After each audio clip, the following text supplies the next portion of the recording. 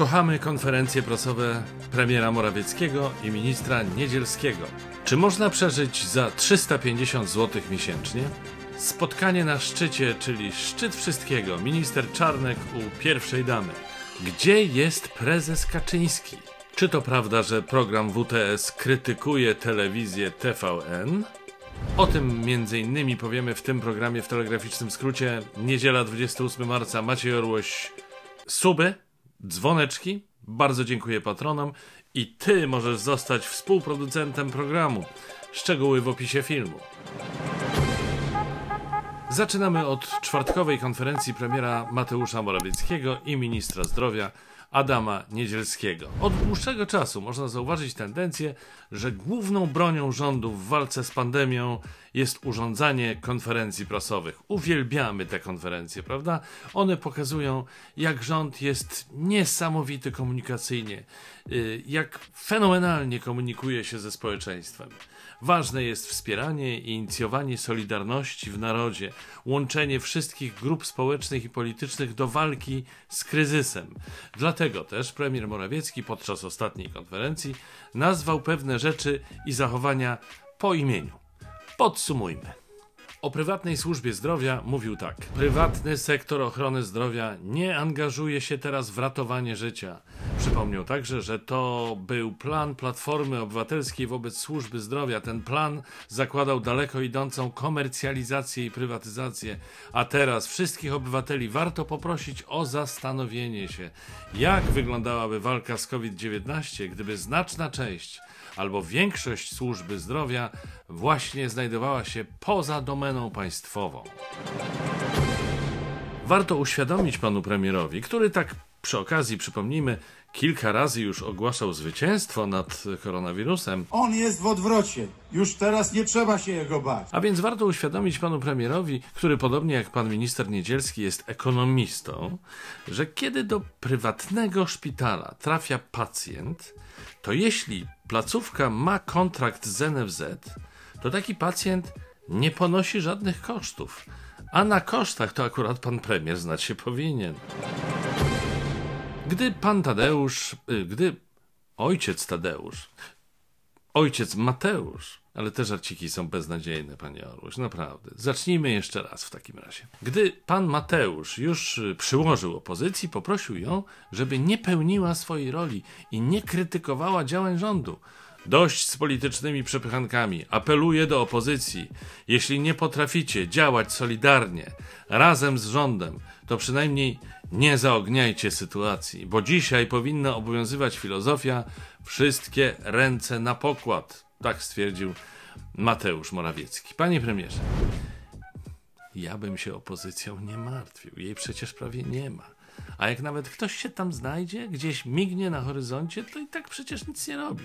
Także spokojnie, proszę walczyć i organizować następne konferencje prasowe wraz z ministrem Niedzielskim i nie tylko. Łukasz Jankowski, prezes Okręgowej Rady Lekarskiej w Warszawie na antenie TVN24 stwierdził, że to naprawdę jest czas na to, żebyśmy wszyscy razem, bez żadnych podziałów, pomyśleli o tym, co zrobić.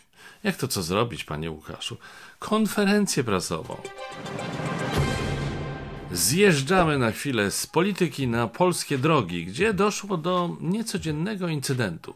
W środę w miejscowości Mielżyn policja zatrzymała 22-latka, który jechał samochodem BMW bez tablic rejestracyjnych, ale także bez pokrywy silnika, bez nadwozia i bez zderzaków. Podczas kontroli okazało się, że kierujący miał prawo jazdy, ale samochód, który prowadził, był niezarejestrowany i niedopuszczony do ruchu. Szczery 22-latek przyznał się funkcjonariuszom, że to nie jego auto, on tu tylko naprawia i chciał sprawdzić, jak jeździ. Wszystkim, nie tylko 22-letnim kierowcom, radziłbym jednak nie oszczędzać na częściach i jeździć kompletnym autem.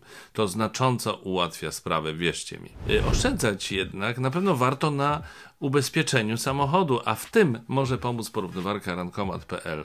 Dlatego mam dla Was kod na zwrot 150 zł do wykorzystania po zakupie ubezpieczenia. Jeśli odbierzecie zwrot do końca kwietnia, weźmiecie udział w konkursie, w którym do wygrania są 4 iPhony 12 Pro. Wszystkie szczegóły i linki znajdziecie w opisie odcinka. Zostając przy oszczędzaniu, warto wspomnieć o mistrzu w tej dziedzinie. Polski Twitter aż zawrzał po wpisie posła PiS Jana Mosińskiego. Jeden z jego wyborców stwierdził, że podstawowe zakupy są coraz droższe i ostatnio zapłacił za nie 350 zł. Polityk odpowiedział, że on wydaje tyle na zakupy na cały miesiąc. Panie Janie, pan chyba mieszka w Warszawie, tak mi się wydaje. Niech się pan z łaski swojej podzieli ze mną wiedzą, w jakim pan sklepie kupuje, bo ja naprawdę bardzo chętnie podjadę i też zrobię zapasy na cały miesiąc. Z góry dziękuję. Po wywołanej przez siebie burzy pan poseł stwierdził, że suweren nie potrafi czytać ze zrozumieniem i co więcej, że karton jajek i kilka opakowań parówek na miesiąc na pewno wystarczą. Po kolejnej fali negatywnych komentarzy pan Jan się chyba nieco przestraszył i suwerena przeprosił. Tak to czytam i próbuję sobie wyobrazić, jak duża jest odległość pomiędzy posłami PiS i opozycji zresztą też, a rzeczywistością. Panie pośle, pan pomyśli sobie o tych parówkach, jak następnym razem będzie pan płacił 350 zł albo i więcej za kolację w dobrej restauracji, jak już 5. raz wygracie z pandemią i gastronomię w końcu otworzycie. Dawno nie było u nas Tadeusza Rydzyka. W mijającym tygodniu kierowane przez jego przedsiębiorczość ojca dyrektora Radio Maryja zorganizowało rekolekcje dla prawników, które odbyły się w formie hybrydowej. Osoby, które zdecydowały się wziąć w nich udział, mogły skorzystać z oferty hotelu akademickiego Szkoły Tadeusza Rydzyka. Mimo że hotele w całej Polsce są zamknięte, w koszt rekolekcji wliczony był 3-dniowy nocleg w hotelu akademickim przy WSKSiM w Toruniu i wyżywienie w kwocie 360 zł za dobę, czyli troszkę więcej niż poseł PiS Jan Mosiński wydaje miesięcznie na zakupy. Nieźle, naprawdę nieźle. Sprawą, mimo osoby organizatora, zainteresował się bohatersko, można powiedzieć, Sanepid. Brawo, brawo dla Sanepidu. No, ale tu się brawa kończą. Albowiem Sanepid zupełnie niespodziewanie, można powiedzieć, nie wyciągnął żadnych konsekwencji, ponieważ rzekomo kontrola nie stwierdziła ani przyjazdu, ani zameldowania się uczestników rekolekcji z wyłączeniem osób uprawnionych, cokolwiek to znaczy. I wszystko jasne. Zapomniałem, że noclegi służbowe są dozwolone, a ci prawnicy to tam byli tak naprawdę służbowo, w służbie Najświętszej Panience. Oczywiście. Zdecydowanie nasz ulubiony minister edukacji i nauki, z którym konkurować mogą ewentualnie tylko, powiedzmy, minister Ziobro, premier Gliński oraz, rzecz jasna, minister Jacek Sasin. Tak więc nasz ulubiony minister edukacji i nauki, Przemysław Czarnek, spotkał się w środę w Pałacu Prezydenckim z pierwszą damą, Agatą Kornhauser-Dudą. Podobno pierwsza dama rozmawiała z ministrem na temat negatywnych skutków długotrwałego nauczania zdalnego, szczególnie wśród uczniów szkół podstawowych i ponadpodstawowych. Tym samym pan minister stał się jedną z nielicznych w naszym kraju osób, które słyszały głos i słowa płynące z ust pierwszej damy. Gratuluję, panie ministrze. Jak można przeczytać na stronie ministerstwa, pani prezydentowa wspominała o wnioskach wynikających z wielu spotkań, jakie odbywa z przedstawicielami placówek oświatowych. Wśród obaw wspomnianych środowisk pojawia się sytuacja zdrowotna uczniów i problemy, które będą narastać po zakończeniu nauki zdalnej. Zresztą trudno nie zgodzić się, że temat jest bardzo istotny. Dobrze, że pan minister dyskutuje na temat problemów oświatowych z ekspertami. Pani prezydentowa jest, jak wszyscy wiemy, nauczycielką niemieckiego, więc na eksperta doskonale pasuje i wszystko się zgadza.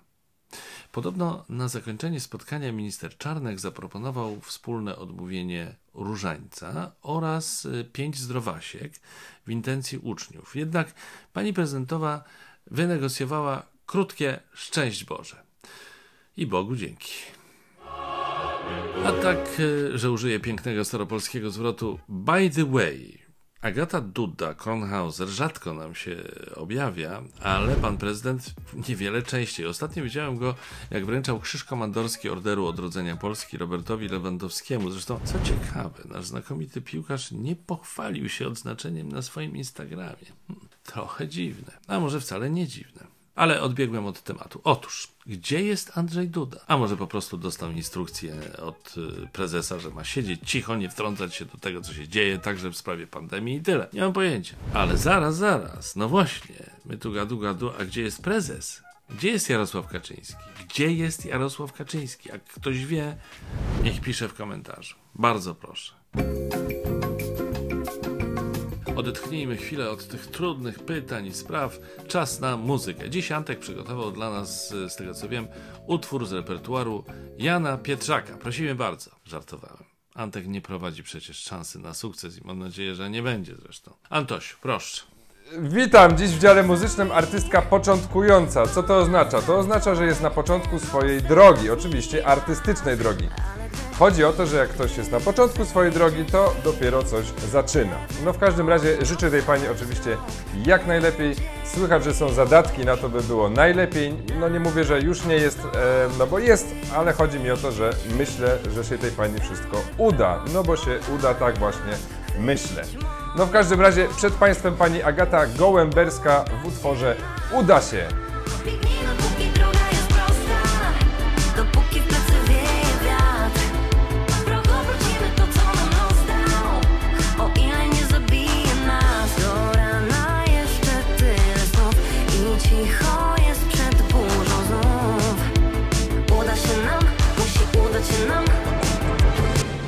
Jak wynika z informacji portalu Wirtualne Media, TVN Grupa Discovery po latach doszła do wniosku w swojej wielkiej dobroci, że ten agresywny amerykański kapitalizm to niezbyt dobrze działa na PR. Tak więc nadawca rezygnuje z zatrudniania swoich pracowników na śmieciówkach i zaproponuje im umowy o pracę. Zmiany mają dotyczyć głównie zespołu TVN24.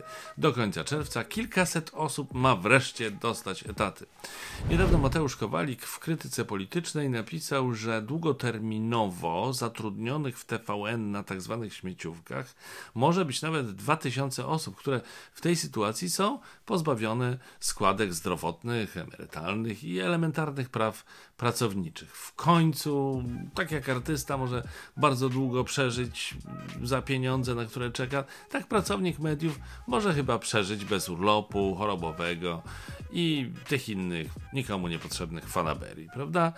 W ostatnich tygodniach wyszło jednak na to, że nie może. Wielu byłych pracowników stacji oskarżyło nadawcę o poniżanie i nękanie pracowników, wymuszanie przejścia na własną działalność oraz zmuszanie do pracy po 16-17 godzin na dobę. Z tych opowieści wyłania się raczej coś na wzór kołchozu niż nowoczesnej firmy medialnej. TVN wydało na ten temat specjalne oświadczenie. Chcemy wyraźnie podkreślić, że w TVN Grupa Discovery kierujemy się najwyższymi standardami etyki, a w firmie nie ma miejsca na żadne poniżanie. Każde zgłoszenie dotyczące potencjalnego naruszania obowiązujących zasad bardzo dokładnie analizujemy i traktujemy poważnie. Jednocześnie wewnętrzne postępowania wyjaśniające są objęte poufnością i nie udzielamy na ich temat informacji. Piotr Szumlewicz, przewodniczący Związku Zawodowego Związkowa Alternatywa, ma zamiar złożyć wniosek do Państwowej Inspekcji Pracy o kontrolę we wszystkich największych stacjach telewizyjnych działających w Polsce. We wszystkich największych stacjach telewizyjnych działających w Polsce. Ciekawa sprawa. No i tak oto program WTS przyczepił się do telewizji TVN.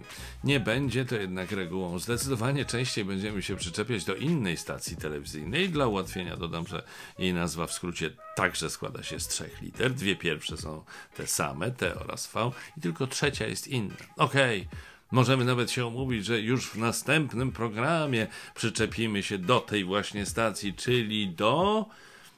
Wszyscy od dawna wiedzą, więc po co ta emfaza i pompa, panie Orłoś, oderwane od koryta? Wiadomo, do TVP się przyczepimy. Czy to będzie coś o odejściu Artura Orzecha, czy o paskach w wiadomościach, czy może o duecie Jakimowicz-Ogórek, czy po prostu o Danucie Choleckiej lub i o prezesie Kurskim, tego jeszcze nie wiem, ale już my znajdziemy pretekst. To nie jest trudne. To tym razem wszystko. Kolejny WTS już za kilka dni, a konkretnie w czwartek. Nie oglądajcie za dużo mediów mainstreamowych, newsów, bo one nas straszą, non-stop nas straszą. Trzeba się przed tym bronić w tych trudnych czasach. Oglądajcie WTS. My was nie straszymy. Cześć.